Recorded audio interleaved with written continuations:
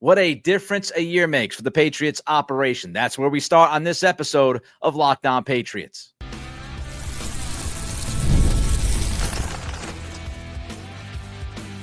You are Locked On Patriots, your daily New England Patriots podcast. Part of the Locked On Podcast Network, your team every day. What's up, Patriots fans? I'm your host, Nick Cattles, born and raised in New England, your New England Patriots expert, host of the Everything Pats podcast, co-host of the Greg Bedard Patriots podcast with Nick Cattles, and also a sports talk show host veteran. On today's episode, we find out who were the subjects of a healthy debate between Patriots decision makers before a critical pick, and we'll give you our favorite day 2 and day 3 picks. But first, it was a different world in the Pats draft room this year compared to last. We appreciate you joining the show, making us your first listen, and for being an everydayer. The Locked On Patriots podcast is a proud partner of the Locked On Podcast Network, your team every day. And this episode is brought to you by the Amazon Fire TV Stick 4K. Turn any TV into your Xbox, no console needed. Head to Amazon.com/Fire TV Locked On to learn more. There were a lot of questions heading into this draft. A lot of questions, but maybe the most critical, the most important question was whether or not Mike Vrabel, Ryan Cowden, and Eliot Wolf could work together. Would this be a harmonious relationship between that trio? Now, Vrabel and Cowden worked together before in Tennessee, so there was less question about those two guys. But Eliot Wolf being thrown into this mix, how would it work? Could it work? Would it work? Well, found it very interesting that Eliot Wolf, speaking with the media over the weekend, said the following about this year's process, quote, "The whole vision for the team was really good. Not that we didn't have that last year, but there was a lot of clear communication between Vrabel and our staff. He was around a lot in our meetings. It was just a really good process. I would say, and this is on me from last year, we just didn't have an organized enough process. And Ryan Cowden and Coach Vrabel and Stretch, John Stryker, really came in and helped me organize this. I think we're going to have a productive group." I want to go back to Eliot Wolf saying, this is on me from last year. We just did not have an organized enough process. It was a mess. 2024 was a mess. And that mess began in January when the Patriots hired Gerard Mayo. The process, the hiring of Mayo, trying to put together a staff, it was a mess. And the Mike Vrabel hire, one of the reasons why, and I would say the most important reason why I was in favor of hiring Vrabel as the coach instead of a Ben Johnson, was because of his experience in building a program. And this is what we're talking about. Understanding how to build a program, understanding what it takes to build that program, the communication that is needed, clearly defining goals to everybody in the organization from the top on down. Define what you want to be as a team. Define what you want to see from your players. Define the player profiles, how they play, what makes them tick, the leadership qualities that you want. Clearly define what you're looking for. No gray area. Clearly define responsibilities. So Eliot Wolf knows what is expected of him. Alonzo Highsmith and Matt Groh and everybody across the board. Clear communication, clearly defining goals and responsibilities. Eliot Wolf in the front office was simply told, do your job. Do your job. And last year, that wasn't necessarily the case. Greg Bedard of Boston Sports Journal, he has written about this. He has talked about this. Eliot Wolf actually took some of the head coach duties last year under his umbrella. Things like scheduling practices and how to deal with the minicamp. Eliot Wolf helped plan that with Gerard Mayo. You go back to Mayo's coaching staff. Mayo did not have a big Rolodex to work from. A lot of the hires that were made to that staff last year, Wolf had to go through the paces with Mayo. Wolf actually stayed back at Gillette instead of going on the road at times, what a usual GM or president of football operations does. He didn't do that at all times last year during the very important phase of heading into the draft, gathering the intel, having those conversations with your scouts, doing what you've got to do. He was trying to split his time. Now, this is not to excuse Eliot Wolf's last offseason and what this team did or did not do, because it wasn't good enough. So it's not to excuse everything on Wolf's behalf. It's just to explain and describe what Wolf was doing last year versus what he was tasked to do this year. This year, he's been tasked to do his job. Last year, he had to go above and beyond. There were too many newbies. There was a newbie at head coach.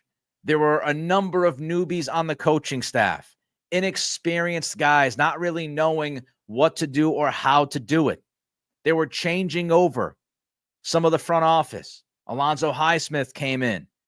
They wanted to start working on the new grading system. Now, they did not necessarily install it for last year's draft, but they wanted to acclimate the scouting staff to that new grading system that was going to take over eventually.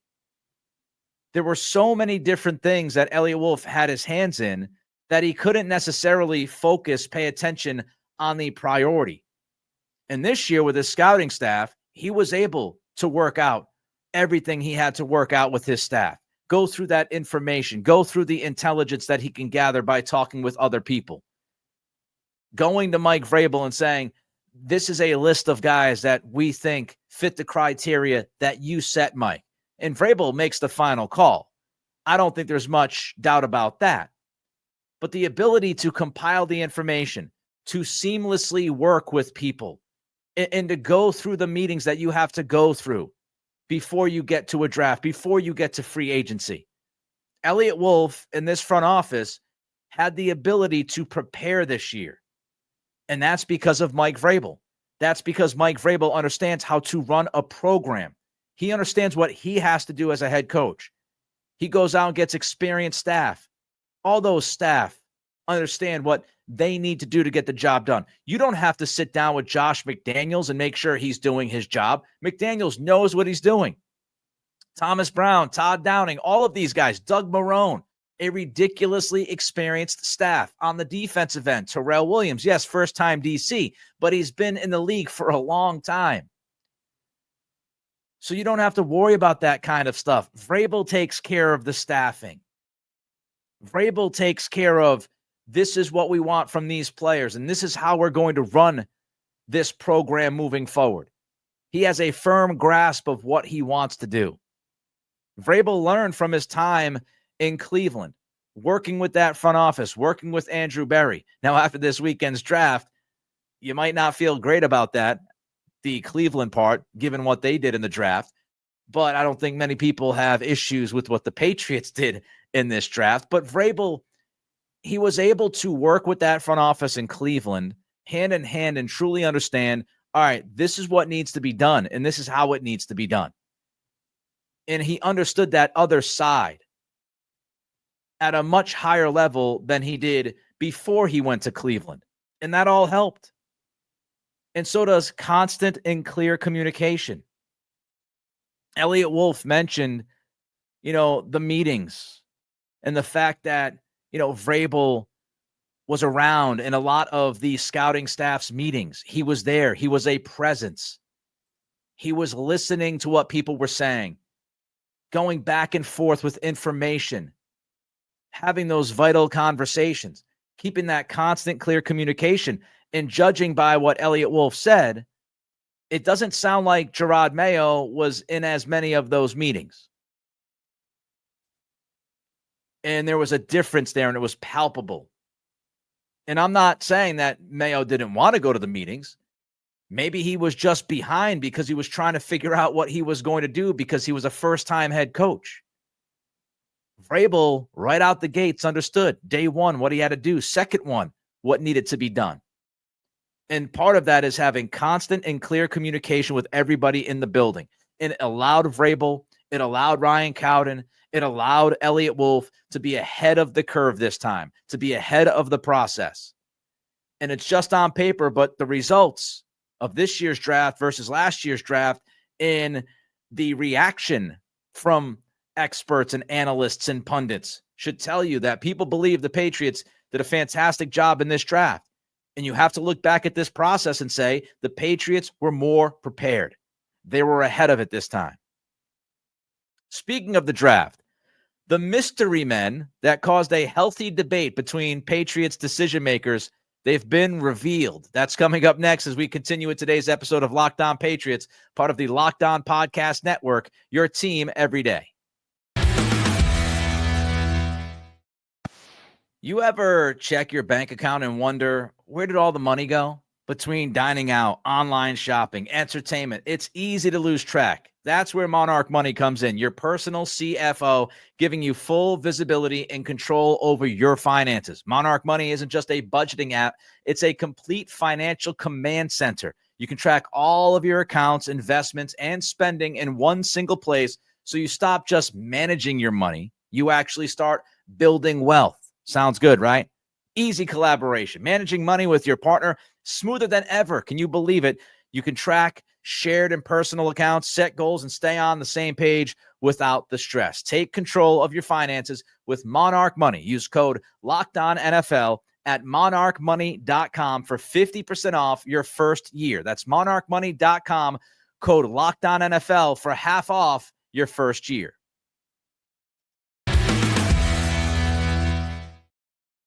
From day one, Mike Vrabel has had final say. I think all of us understand that. I mentioned it in the last segment.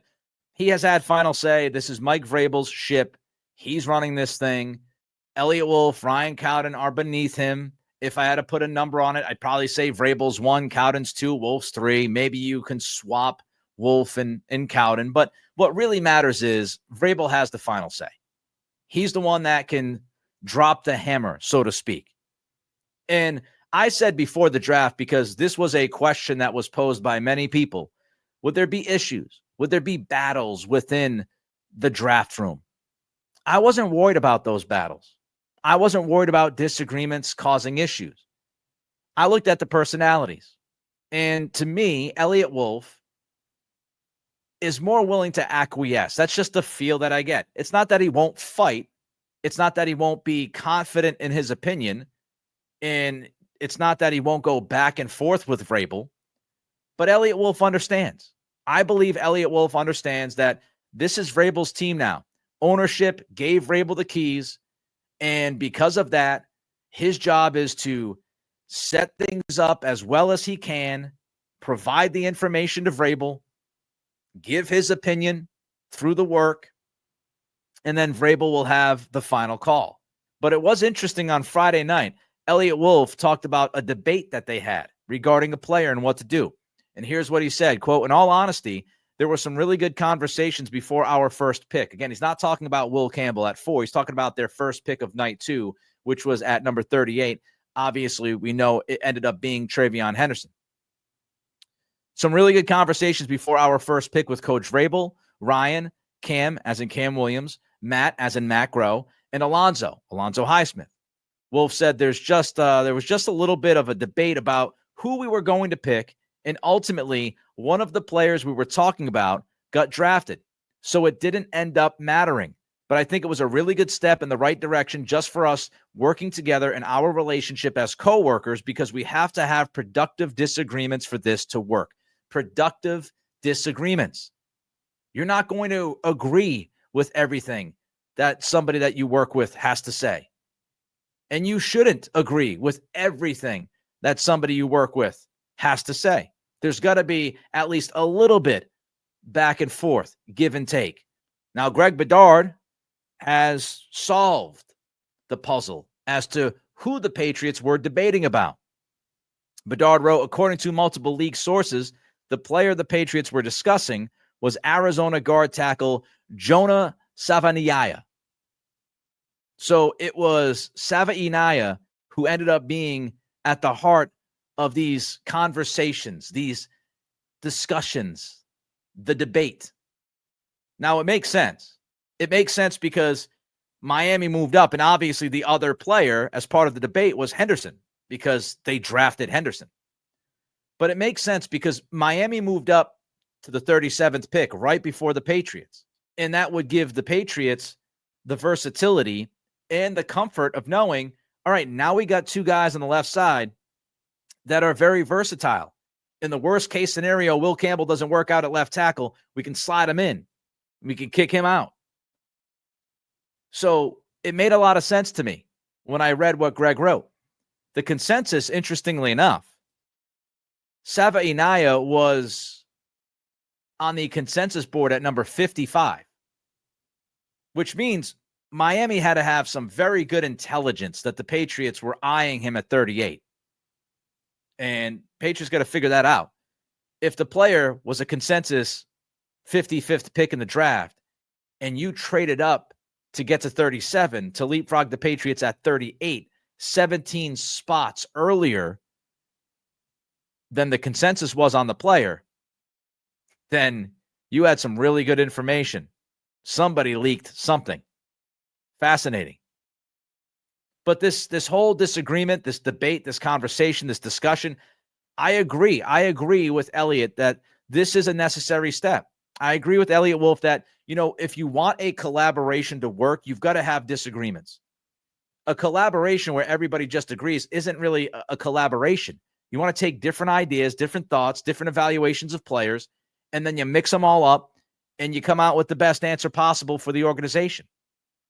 And I know that collaboration is a dirty word for some reason to some people here in New England, but collaboration is how pretty much every single organization works in professional sports. Now, I shouldn't say every single. There are some organizations, like you could see Jerry Jones likely just ruling the roost down in Dallas.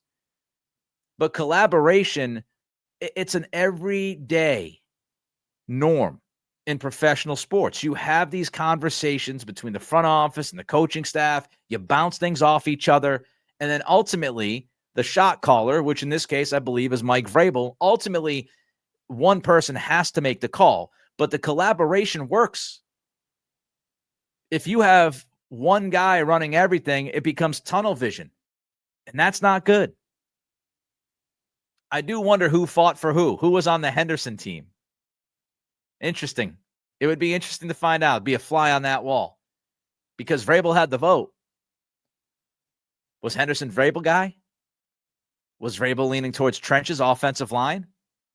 Did Vrabel, quote unquote, give one to somebody on the staff and say, all right, I like both guys. I'm going to go with your guy.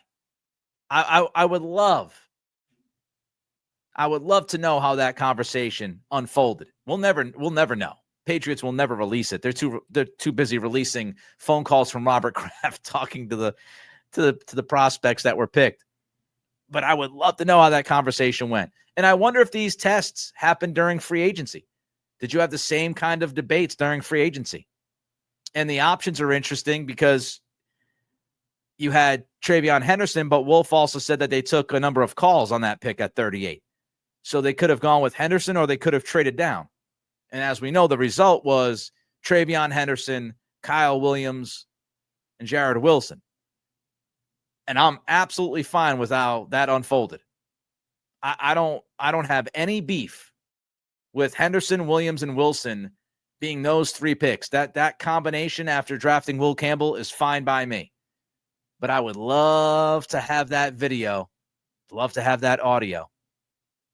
All right, our favorite day 2 and day 3 pick coming up next as we continue with today's episode of Locked On Patriots, part of the Locked On Podcast Network, your team every day. The NBA playoffs are here. That's right. We know it. Celtics up 3-1 after winning Game 4 down in Orlando. And FanDuel is giving new customers an incredible way to get in on the action. You just don't watch the game. You could actually get involved. Right now, when you join FanDuel, place your first $5 bet. You'll get $250 in bonus bets if that bet that you placed, that first one, if that bet wins.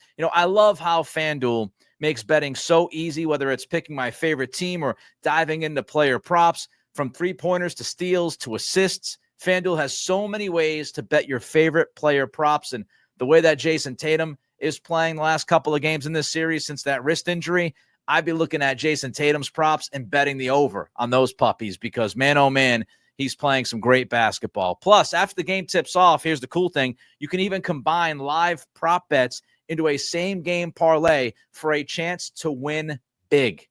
Don't miss out. Head to FanDuel.com and claim your $250 in bonus bets today. Again, it's FanDuel.com. A truly successful draft is all about rounds 1 through 3. If you hit in rounds 1 through 3 consistently enough, then you are going to be a very good GM. You are going to be a very good football team, because hitting on those picks creates sustained success. That's how it gets done.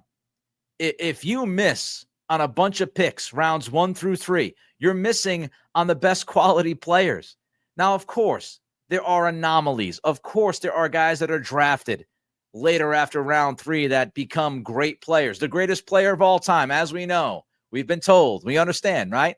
Tom Brady went in round 6. But when you look at the 6th round, the 7th round, those are really lottery tickets. Those are lotto tickets. If you scratch off a winner, fantastic.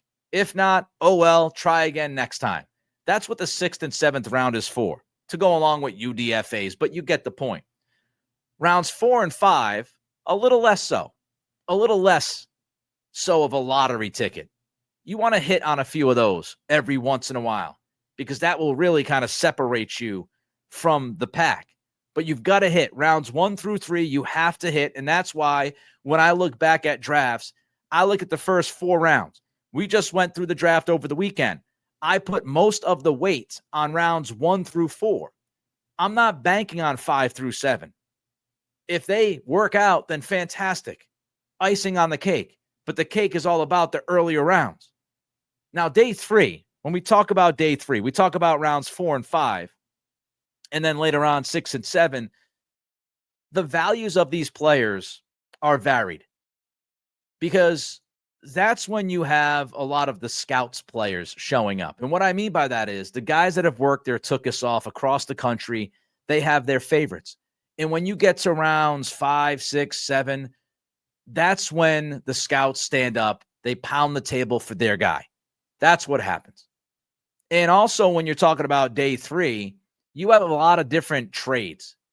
I mean, how many trades happened day 3 of this year? I don't know. I can't even keep count. You're starting round 4. You're going through Mr. Irrelevant at 257.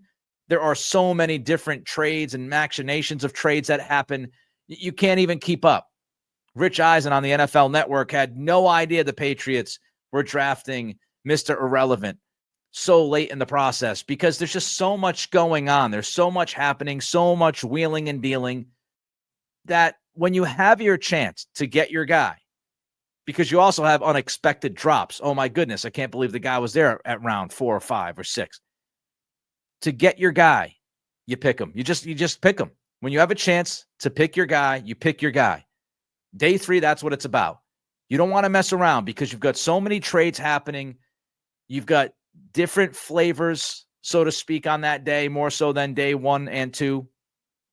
And so when you have that opportunity and somebody stands up in your organization and says, that's the guy, I love that guy, you take him. No questions asked. And that's why you see some of these players get drafted maybe a little bit before you expected them to in the later rounds, because that's what tends to happen. But I want to give you my favorite day 2 pick to start, and then I'll get to day 3. My favorite pick of day 2, no doubt about it, is Kyle Williams. Kyle Williams, and it's not to say that TreVeyon Henderson isn't a fun player. It's not to say that I don't love the player, and I don't love the idea of him and what he brings to this offense, but Kyle Williams is my guy from day 2. Wilson's a nice pickup, but I go Williams. I go Williams because he just brings something so different. Like, Henderson does have the home run hitting ability, the home run threat at a higher level than Gibson and Stevenson. But I feel like Stevenson and Gibson are very productive running backs. Gibson does have the home run ability, even though he's not as exciting as Henderson. Probably doesn't have the speed, but I've seen him break out plenty of bigger plays in the passing game and the run game. So you had at least some of that element in your running back room. Not at a high level like Henderson, but you had some of that element. When I look at Kyle Williams, he just has different facets to his game at a higher level than anybody else in that wide receiver room that you had. Now, Stephon Diggs, we got to see how he looks when he's back on the field. But I'm going to believe that Diggs is likely going to be out for the first month of the season. That's what I'm going off here. So without Diggs the first month of the season, when you look at that wide receiver room, you didn't have a lot of guys that could separate. Williams separates. Pop Douglas can absolutely give you some yak at times, but Williams was fantastic. Yards after the catch, creating those extra yards, turning 10-yard plays into 20-yard chunk plays. You didn't have a lot of guys before him that could do that in the wide receiver room. He's a big threat 24/7. So I'm going to go with Kyle Williams day 2. That's my favorite pick of day 2. But I want to pay even more attention to my favorite pick of day 3, because there's been a lot said about Williams and Henderson and Campbell. But I want to talk about Braden Swinson, because Swinson is my favorite pick from day 3. When we look at this defense for the past couple of years, one element that has been missing consistently is pass rush. And pass rush is so important in the NFL. Edge players are a premium position in the league. And the Patriots just did not have nearly enough pass rush last year. It was abominable. They had to try to blitz constantly to get any kind of pressure. It was so bad. And I'm sure Mike Vrabel and Terrell Williams, when they sat down and they were looking at this defense and they were looking at the film from last year, they said, holy crap, we can't get to the quarterback. If you can't get to the quarterback, you're dead. Remember, Mike Vrabel, in his introductory press conference, he talked about protecting the quarterback and affecting the opposing quarterback. Pass rush, pressure, that's what it's all about. And it is so critical to the game. And the Patriots have missed that element so much that you might forget that it's such a critical element of the game. Well, obviously, Vrabel, this front office, they're not taking it for granted. They brought in Harold Landry. They brought in Chason. But then they drafted Swinson. And here's what Andrew Callahan had to write about Swinson. He finished 4th in the SEC with 59 pressures last year. 59 pressures last season. He had a team-high 8.5 sacks. He had a team-high 13 tackles for loss for LSU in the SEC. No joke. Pro Football Focus wrote about Swinson. Swinson was ranked the 47th player on their big board. Can you imagine? The 47th ranked player on their big board. The Patriots got him at what, 146? PFF says on true pass sets, Swinson posted a 91.4 pass rush grade and an overall pass rush win rate of 22.1%. Juice to the pass rush. Something that was absolutely needed. And now you feel with Swinson and Landry and Chason and Milton Williams, of course, in the middle to go along with hopefully Christian Barmore creating pressure through the gut. Keon White being thrown into the rotation. Let him loose. But now you feel like you got a shot. And Swinson helps you. Even if he just goes out there on third downs every once in a while. His ability to pass rush helps you. And so I loved the pick. I loved the pick because I enjoy the player. The player absolutely fits a need. And I thought you got him at unbelievable value, given what a lot of people thought about Swinson. A lot of people thought he would go well before the mid-140s. And one sneaky thing about Swinson, he could end up challenging the staff. Part of the reason why he fell, some people believe, is because when he was at LSU, he didn't always see eye to eye with the coaching staff. So it'll be interesting. He might test this staff. The staff might test him. And that'll be interesting to watch. Fascinating, compelling to watch unfold with Braden Swinson. But my favorite player, my favorite pick, day 2, was Kyle Williams. Day 3 was Braden Swinson. That wraps up this edition of Locked On Patriots. On tomorrow's show, we'll look at one of the most polarizing picks of the Patriots draft.